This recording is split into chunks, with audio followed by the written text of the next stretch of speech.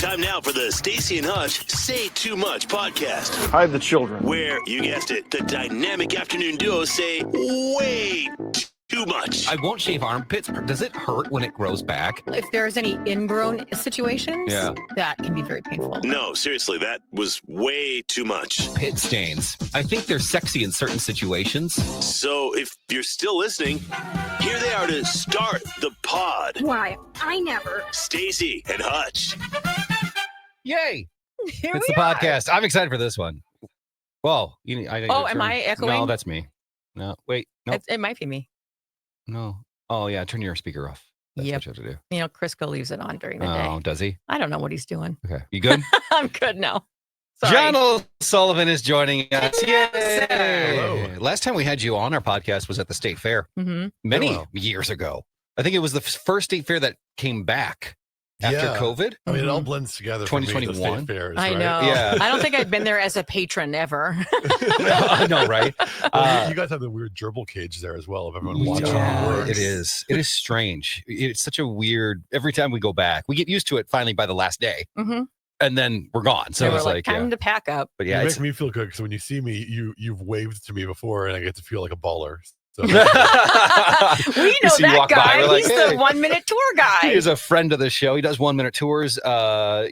Most of your stuff is pretty popular on TikTok, right? Or is Instagram pretty popular for you as well? Instagram's grown a lot this year for me. So I get more followers on TikTok, more engagement on Instagram, and then I'm on Threads is huge for me. Also, if you Really? can believe it? Yeah. So I'm on like 7 different platforms. Wow. Jeez. Do you have one system? This is my nerdy self kicking in. Do you have one system that pushes it to all platforms, or do you have No. to post to each? Yeah, it's a good question. And like, we can get as geeky as you want on this. I love this stuff, but like, there are those systems that you pay a lot of money for, and then they go send it out to all the places. But an Instagram post shouldn't sound like a TikTok post, right? And so, As far as the captions concerned, the captions, yeah, the editing style, even just like who you can tag a lot more people on Instagram. Mhm. So I actually hired 4 staff members who specialized in different platforms instead of paying those expensive technology fees, because then I get to employ people locally, which I'm excited about. They were excited about like being a part of it, and it gets better results. I remember when we first talked to him, like, how much money are you making on this? And this was like 3-4 years ago. He's He goes, like $1. he goes, it's not what yeah. He was, but now you've created a business out of it, with 1 minute tours. By the way, you started by actually being a tour guide. Yeah. I mean, the idea of this thing is I'm a professional tour guide. I've given tours in over 30 countries. By the in way, world. 42 5-star reviews at TripAdvisor. Oh, Say. Yeah. I know. I mean, So- you're looking at my Minnesota account. You look at Yeah. the Australia account. It's like 4,000. Is it really? Yeah. So if we take you on vacation, we can be like, what do you know about this place? Yeah, I'm going to cost you, but yeah. Neat. But yeah, that's the idea. The idea is that I gave tours, and then the pandemic came, and I couldn't give tours, and so TikTok came along, and the idea was, can I replicate the experience of the tour in a 1 minute video? And that's where it started. It started as a hobby, and now it's a job. I have a business that I run in downtown Minneapolis. I have an office at the old Minneapolis Grain Exchange. I have a staff of 7, and a TV show in development. It's really kind of grown into a multi-headed beast. How cool. With your whole transformation of self from tour guide to where you are now, did you ever see that happening? Did you ever see, I'm going to be a social media guy? Yeah. Did you see this as a dream that I'm going to turn this into a TV show? Or did it fall Yeah. into your lap? No, it fell into my lap. I mean, I'm late to the game as a 39-year-old man. I was an influencer. It's not really a thing that I had in mind. But it turns out that being a tour guide and being a content creator on the internet has a lot of overlap in terms of the skill set. Mhm. I also had the benefit of being in Australia when the pandemic hit. And so Australia actually funded its travel industry because we couldn't give tours. The government would pay our paychecks for a period. And so I had money coming in with nothing to do, and that gave me the space to experiment. So it didn't start with TikTok. It started with YouTube videos and YouTube Live and then Instagram Live. And I just failed and failed and failed again. And it wasn't until we found the 1 minute format that it really connected. Because what I learned is that someone doesn't just want to see a tour, which when I give a walking tour, it's 3 hours long. Mhm. No one watches a 3-hour video on the internet or even a 3-minute video. It was finding that conceit of how do we pack a bunch of information into a 1 minute format and realizing like let's do it without any edits, but make the camera movement as frenetic as your eyes are when you're visiting Rome or Sydney or any other major city.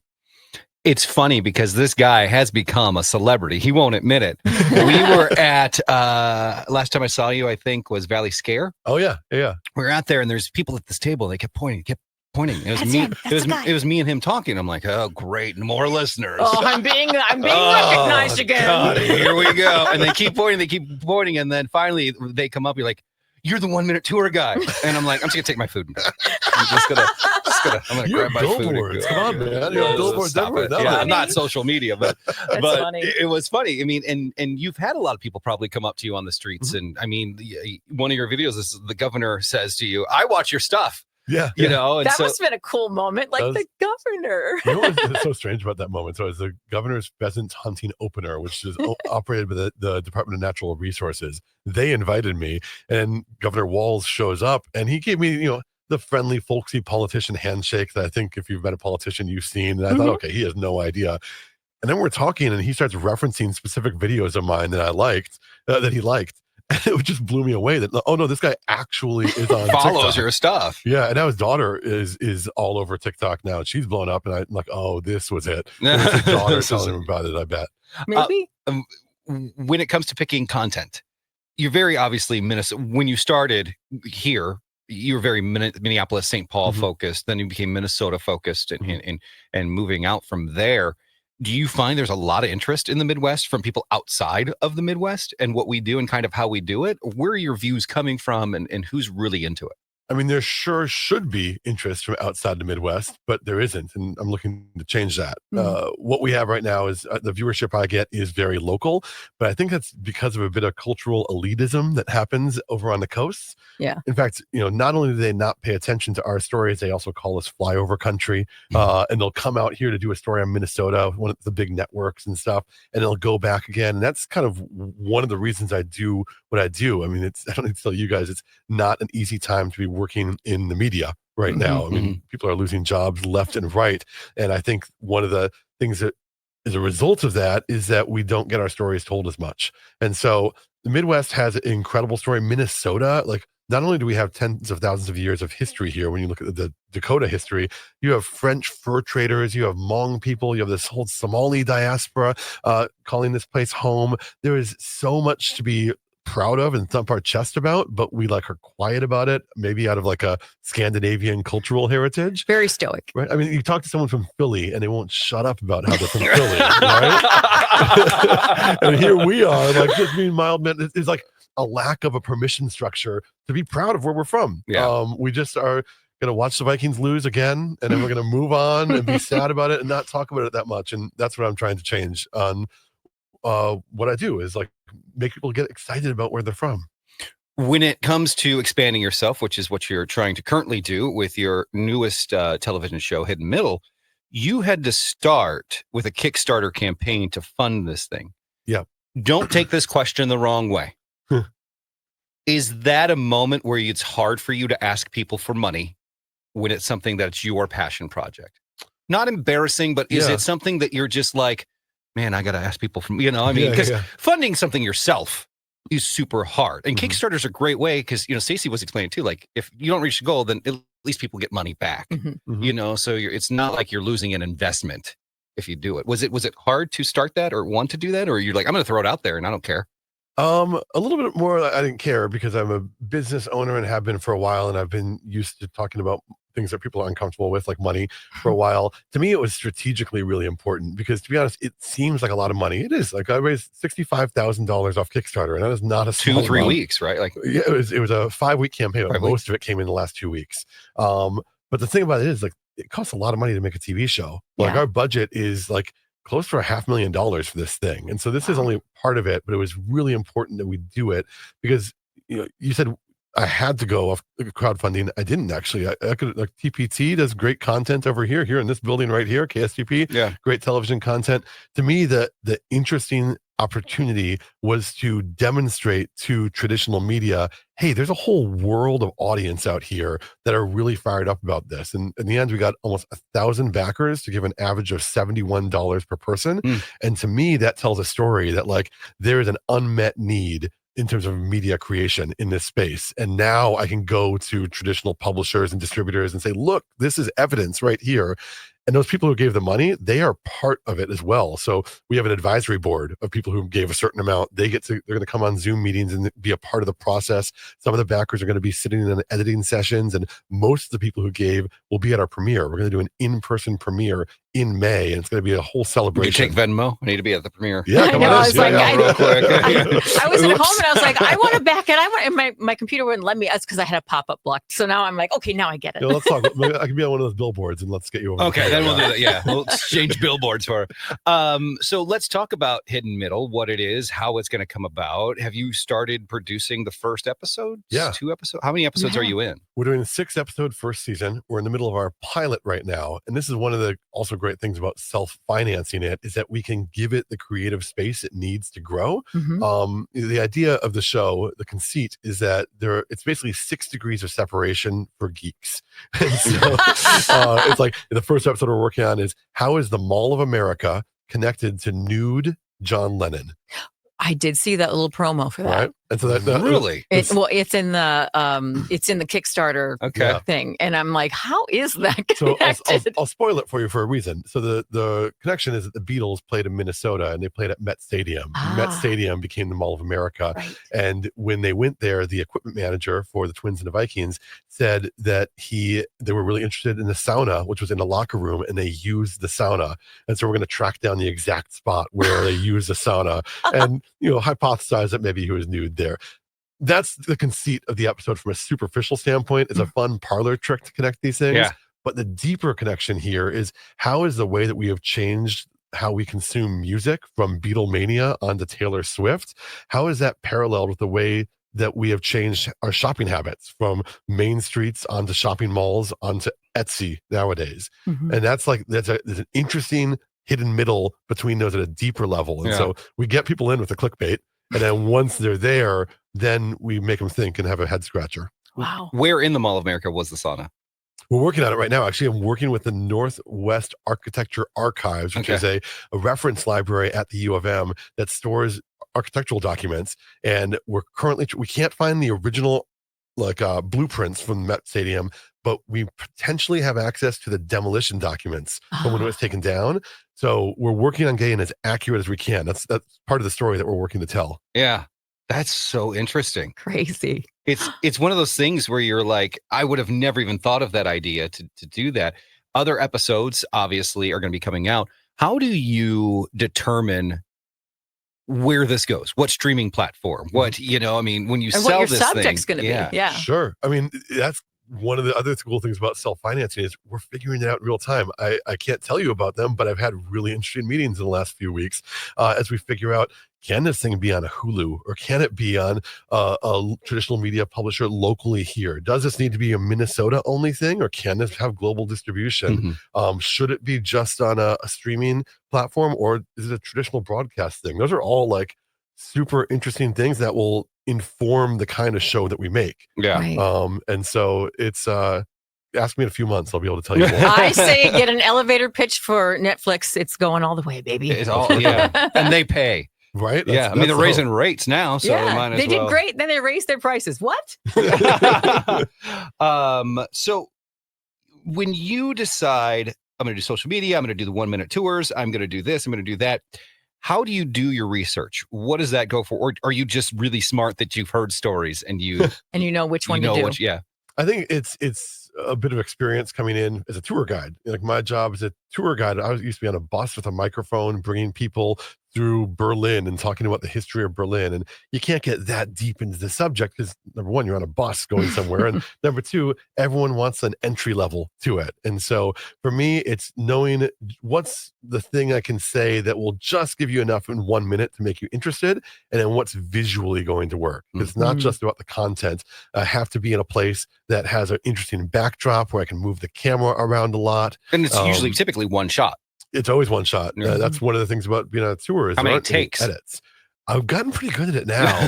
Now I can do it usually in one. The main reason I don't do it, I do it multiple times, is if your take is shorter than 61 seconds, TikTok won't monetize it. And so I've had a few videos that like have been 59 seconds and then they get like millions of views. And I'm like, oh, I could be sitting on some money here. Oh, no, I didn't know that. Yeah, so I have to put another sentence in there for that reason. You don't get monetized for 10, 12-second videos on Nope. TikTok, huh? Nope. And you need to have 10. There's a really interesting like structural challenge with doing social video, which is that social video is differentiated from like a YouTube video. Social video is you open the app and a video starts playing without you telling it what to play. Mhm. And the challenge with that is you go scroll, and then the ad plays. Then you go scroll, and another ad plays. How the platform distributes that ad revenue to its creators is really opaque. It's not clear at all. As opposed to on YouTube, you put a video up that's maybe a 20-minute video. Well, every ad that plays against that video can get attributed to that creator. So Google pays 50% of all the revenue they make for ads to its creators. So YouTube is like a serious, people make a living off YouTube. Mhm. There aren't very many people who make a living off TikTok or Instagram Reels. Interesting. Because we just had one of mine go It went viral. well. Yeah. It went well. It's at 400,000 That's great. on TikTok. Yeah. And I'm like, I'm going to get paid. And it's 10 seconds long. I'm like, Yeah. Now he just defeated me. I think I You're not got gonna get paid. $12 once one Did year. you? Yeah, I got $12 from Facebook, I think. And I, mean, was like, woohoo. I had this last summer, I did a video. The Rapidan Dam was about to collapse outside of Mankato. It was a huge news story. I'm from Mankato, so I drove down there. You and I've lived there. Yeah. That's right. Fun.com. We had a connection. That's right. Yeah. And so I did this video as the dam was about to collapse, and it really could not have been a more dramatic shot. And the video got 20 million views. Wow. And so that month I got like a $5,000 payout from TikTok, Wow. which is great. But then when you look into the numbers and look at what they made for ad content on there, it's like, oh, there's not even. It no was comparison. nothing compared to what? Had that video been on YouTube, I would have been sitting on a $100,000 paycheck. Wow. Yeah. That's incredible. Do you hit yourself in the head when you do that? I mean, well, I mean, that's one of the reasons I'm doing Hidden Middle is that the format is tailor made for social video, for short form, 60-second stuff. YouTube needs it to be like a good, chunky, like 10-minute video. Hidden Middle, we're going to have them be 20 minutes. That's a format that allows for that. The format of 1-minute tours doesn't work on YouTube. And that's why I have this new property I'm working on. yeah. It's crazy with the amount of research you have to do to realize how you get paid, when you get paid, what do you even get paid, and still you do all that research, and you still don't know how. Well, I mean, the real God's honest truth about it is that the way the business works is not from these platforms. It's pennies on the dollar for that. The real thing is the same thing as you guys. It's local advertising. Mhm. So like when the Minnesota Zoo wanted to promote the 1-year anniversary of the Treetop Trail, they gave me a call and we did a collaboration together. And when the Ordway wanted to talk about their Flint Hills Family Festival, they called me as well. So it's these local organizations that want to find a younger audience who isn't using traditional media. They give me a call, and that's really what makes the business survive and thrive. And it's also what makes me feel like really connected to this community as well, is that my audience is here and my advertisers are also here. What is the most interesting fact or video that you've done that you still go back to and you're like, that was such a good video. That was such a good fact. It has so much history. I mean, I'm going to go back to the Rapidan Dam one for this summer because this one had all the elements that you need. So, I mean, number one, there's like an interesting history of infrastructure in America and our lack of maintenance on these things and the consequence. Number two, there was a time-sensitive element of there was a dam about to fall down and a city that was about to be flooded, and people were literally sandbagging their homes, thinking that at any moment their house is going to be flooded. And then number three, it was just this very like strange weather day of sunshine and dark rain clouds at once. And so all those things visually came together at the same time. It's like there was a pressing news story that people wanted to hear the end of. And that one, I'm thinking about how can I recapture that, because I've played a little bit more with like current events and news. I've been really interested in what's been going on over at the Capitol with the House kind of not able to decide on how they're going to operate. And I've started playing with that, but then it gets too political or disposable, and people don't like that. That's not what my audience is looking for. And so it's still like a project 3 years in that I'm figuring out what it is yet. What is the content? Because I want to do more than just like, here's a restaurant review. And or exploiting some shock and awe, that kind of Yeah. thing. Yeah, you want to still be sensitive to Well, what and there you're was showing. and there was pie involved. You know, we lost a pie store. So that's true. Pie That's is true. wonderful. the Rapidan Dam store. You know what they did though? They opened up at the Wagon Wheel Cafe. Oh, which did is they? Like, legendary Downtown, Mankato yeah. spot. Have been closed for a while, so now they're like even bigger than they've ever been. We should go get some pie.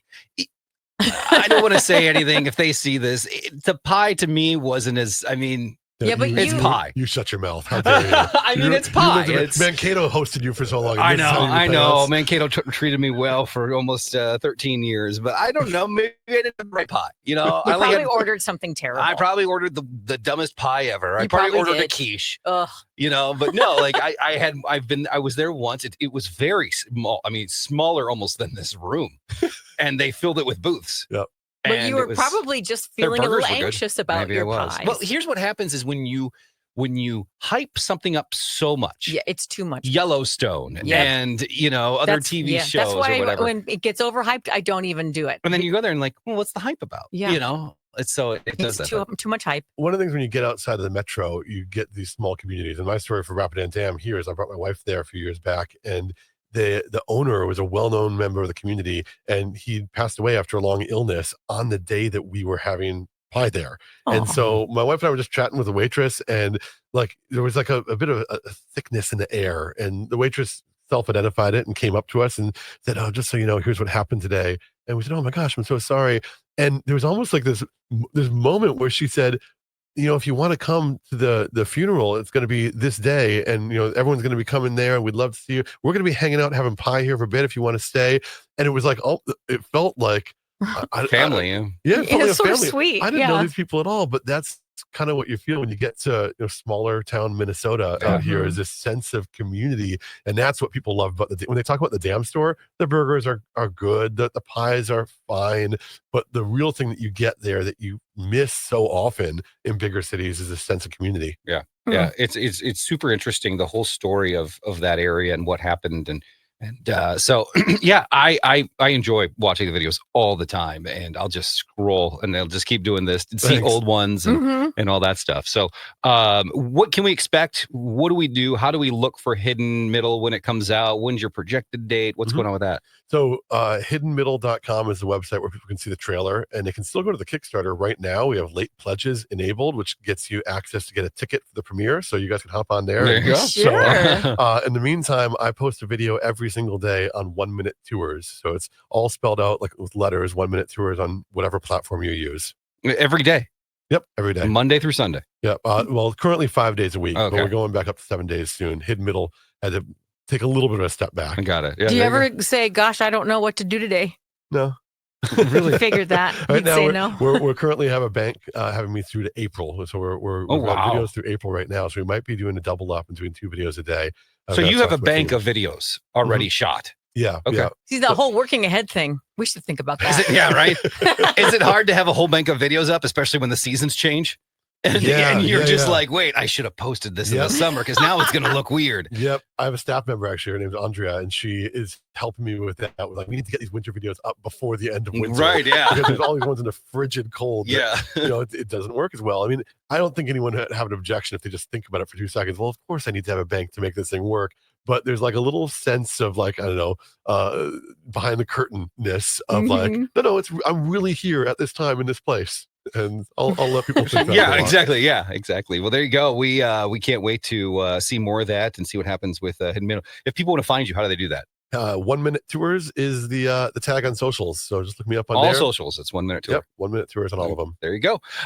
John, thanks for joining us. We appreciate it. And of course, check out social media online and then look for Hidden Middle. I'm sure you'll post about it on your social medias, right? Of course. There you go. All right, Staci and Hutch, say too much. We'll see you next time, guys.